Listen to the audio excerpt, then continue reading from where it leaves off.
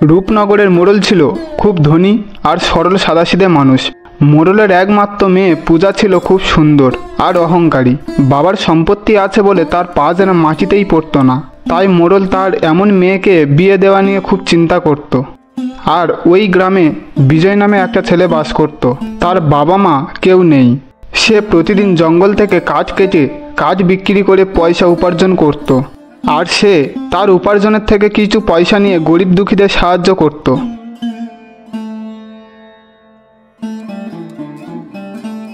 এই যে ঘটক মশাই, আপনাকে কতবার বলতে হবে যে আমার জন্য কোনো পাত্রের সন্ধান নিয়ে বাড়িতে আসবেন না?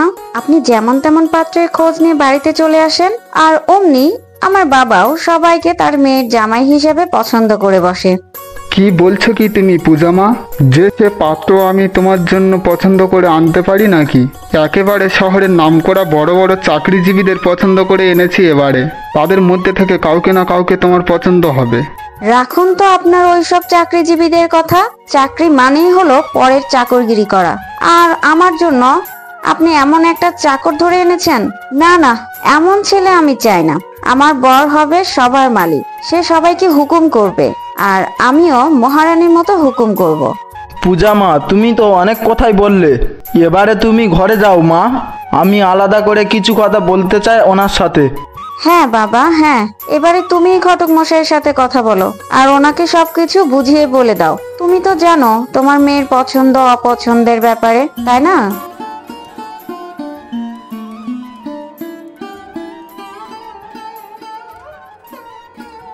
শুনুন ঘটক মশাই, আমার মেয়ে পূজা যাই বলুক না কেন, আপনি আমি যেমন বলেছি তেমনই পাত্রের খোঁজ করুন। আমি চাই আমার জামাই যে কাজ করুক না কেন সে যেন সৎ আর ভালো মনের মানুষ হয়। সে যদি গরিব হয় তাতে আমার কোনো আপত্তি নেই। আমার কি কোনো কিছুতে কম আছে নাকি? পূজা একমাত্র মেয়ে আমার, সে সুখে থাকবে এটা তো আমি চাই। আপনি এমন একটা ছেলেকে খুঁজে আনুন যে কিনা আমার মেয়েকে খুব ভালোবাসবে। কিন্তু পূজা মা যে বলল, ও ছেলে মানুষ, ও এখন অনেক কথা বলবে, বিয়ের পর সব ঠিক হয়ে যাবে। ঠিক আছে মোড়ল মশাই, আমি তাহলে এখন আসি।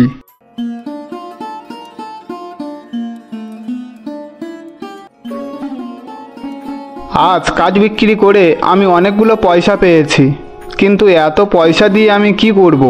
আমার তো 3 বেলা খাবার পরেও অনেক পয়সা বেঁচে থাকবে। বাবা মা মারা যাবার পর তো আমার আর কেউ নেই। আমার মতো এমন এতিম অনাথ অনেক বাচ্চারা তো আছে এই গ্রামে। আমি বরং এই পয়সা দিয়ে কিছু কিনে তাদেরকে সাহায্য করি। আমি সাহায্য করলে তাদের হয়তো একটু কষ্ট দূর হবে।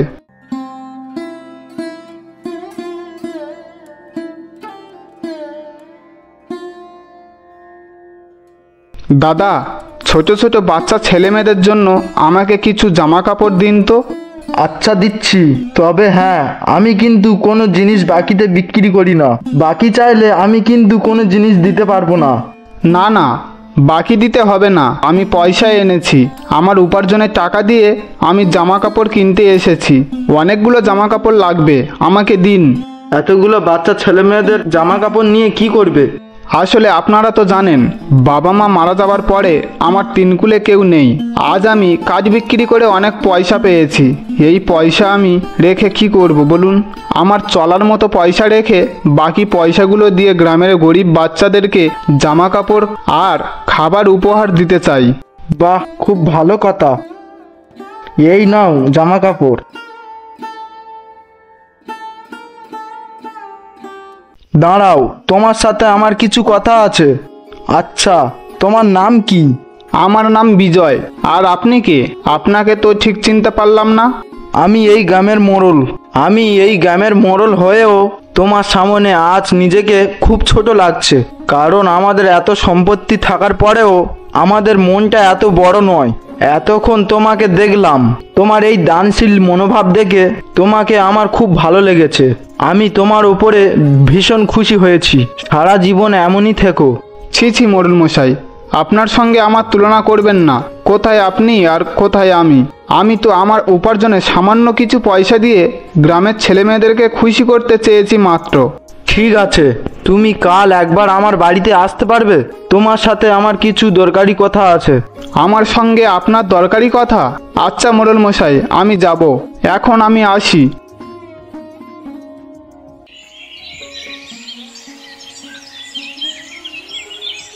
পূজা, আজ একটা ছেলে আমাদের বাড়িতে আসবে, আর সেই ছেলেটার সঙ্গে আমি তোমার বিয়ে দেব। ছেলেটা খুব ভালো আর বড় মনের মানুষ। তাই নাকি বাবা? ছেলেটা শুধু বড় মনের মানুষ হলে হবে না, ধনীও হতে হবে। তোমার পছন্দের ওপরে যদিও আমার ভরসা আছে। বাবা, ছেলেটা বুঝি শহর থেকে আসছে? এলেই দেখতে পাবে। মোড়ল মশাই, আসতে পারি? ওই তো চলে এসেছে। মোড়ল মশাই, আমাকে ক্ষমা করবেন, আসতে একটু দেরি হয়ে গেল।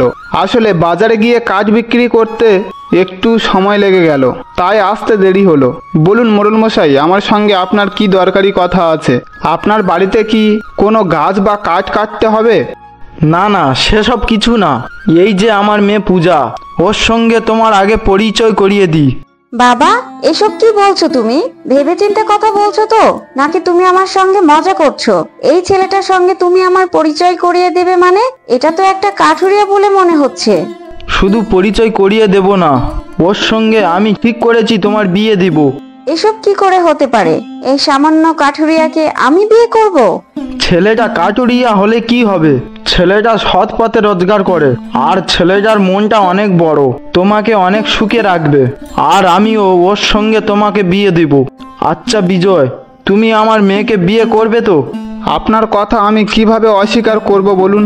বাবা, এটা কিছুতেই হতে পারে না। আমি তোমার এই বিয়ের সিদ্ধান্তকে কিছুতেই মেনে নিতে পারবো না। তুমি যদি আমার কথা মেনে না নাও, তবে আমি তোমাকে ত্যায্য কন্যা করব, আর এই বাড়ি থেকে বের করে দেব। কারণ তোমার ভালো মন্দ আমি তোমার চেয়ে বেশি বুঝি। তাই আমি তোমার জন্য যে সিদ্ধান্ত নিয়েছি সেটাই তোমাকে মানতে হবে।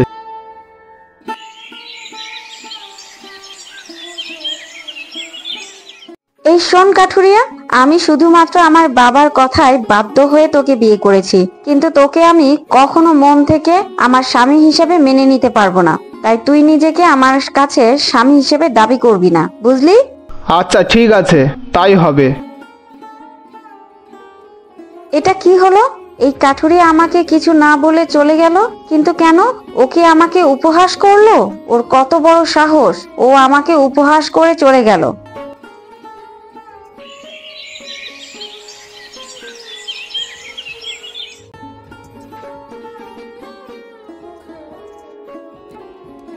এ কি, আমি তো ভেবেছিলাম ওই কাঠুরিয়া হয়তো আমার সঙ্গে সেজে কথা বলবে, কিন্তু এ তো দেখছি আমার চেয়েও বেশি জেদি। ও আমার সঙ্গে ভালো করে কথাও বলছে না। এদিকে খিদে আমি মরে যাচ্ছি।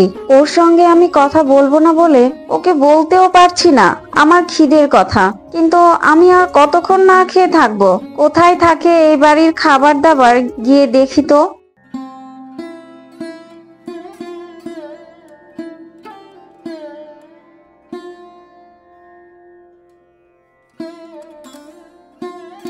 মনে হচ্ছে ওখানে ওই বাটিতে কিছু রাখা আছে। হ্যাঁ হ্যাঁ, ওইটাই বরং আমি খেয়ে নিই।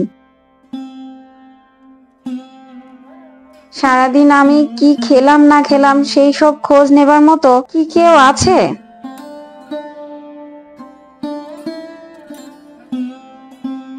এ কি, লোকটা বোবা নাকি? আমার কথাগুলো শুনেও কোনো কথার উত্তর দিল না। এখন তো দেখছি উনি গরিব হলেও মানুষ হিসেবে অনেক ভালো। উনি তো দেখছি একেবারে উল্টো, ওনার আত্মসম্মান মনে হয় অনেকটা বেশি। এই নিন, এই খাবারগুলো আপনি খেয়ে নিন। আর তাছাড়া আপনার কথা মতন তো আপনার সঙ্গে আমি কথা বলি না, কিন্তু আপনার খাবার তো আমি রান্না করে রান্নাঘরে রেখে যাই। আপনি খেয়ে নিলেই তো পারতেন।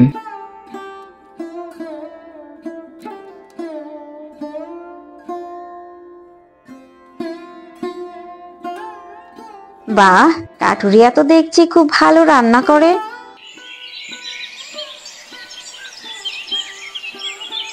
এই যে শুনছেন, বলছি আমি আমার বাবার বাড়িতে যেতে চাই।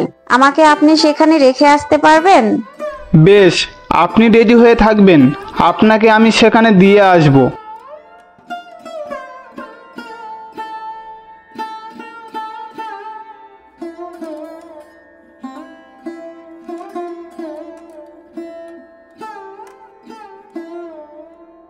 কি রে মা, জামাই এসে একদিনও এই বাড়িতে থাকলো না যে, চলে গেল কেন? তাকেও তো থাকতে বলতে পারতে তুমি। আমি এসেছি এতে তুমি খুশি হওনি বাবা? আর তাছাড়া আমি এখানে বেশ কদিন থাকবো। এখানে ও এতদিন থেকে কি করবে? আর তাছাড়া ওর তো অনেক কাজ আছে, তাই না? আচ্ছা বুঝেছি, তুমি থাকো এখানে কয়েকটা দিন।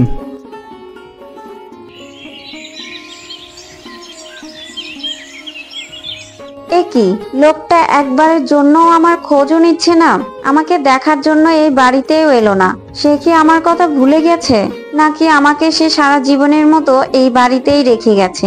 সে যাই হোক না কেন, ভালোই তো হলো। আমি তো শুধু এটাই চেয়েছিলাম, তাহলে আমি কেন তার কথা শুধু শুধু এত ভাবছি?